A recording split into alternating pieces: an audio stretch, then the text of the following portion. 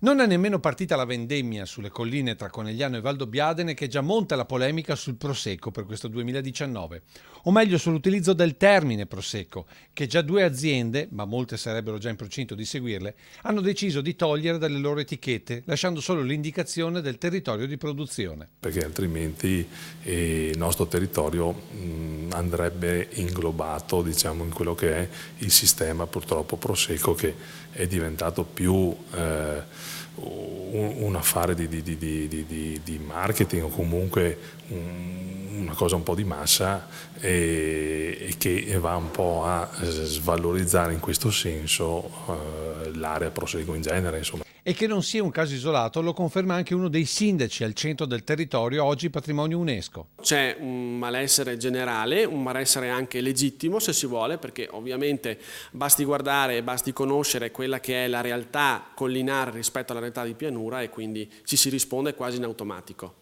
Dopo il divario tra costi di produzione e prezzo di vendita, con bottiglie marchiate Prosecco sugli scaffali a 2 euro, che se fanno comunque guadagnare chi coltiva glere in pianura, mettono in seria difficoltà chi deve far quadrare i bilanci in collina. Ne sa qualcosa Luciano Merlo, che da anni cura la contabilità di gran parte di quelli che vengono definiti gli eroi del Prosecco. Ecco, quello che mi fa rabbrividire è che all'estero vedo le bottiglie pagate 30, 50 euro o 50 dollari, e poi qui sento che a 2 euro, 3 euro vendono la bottiglia. Ecco, quella bottiglia va tolto il nome Prosecco. Il Prosecco va qualificato anche nel prezzo, perché lo merita tutto. In molti chiamano in causa i consorzi, poco incisivi sulla tutela dei territori, col risultato di aver innescato quella che sta diventando una guerra del Prosecco tra pianura e collina. Sta il consorzio, che ha tutte le potenzialità e le competenze per farlo, e lo ha già fatto, continuare nella politica di promuovere il territorio, soprattutto oggi che è anche territorio dell'UNESCO.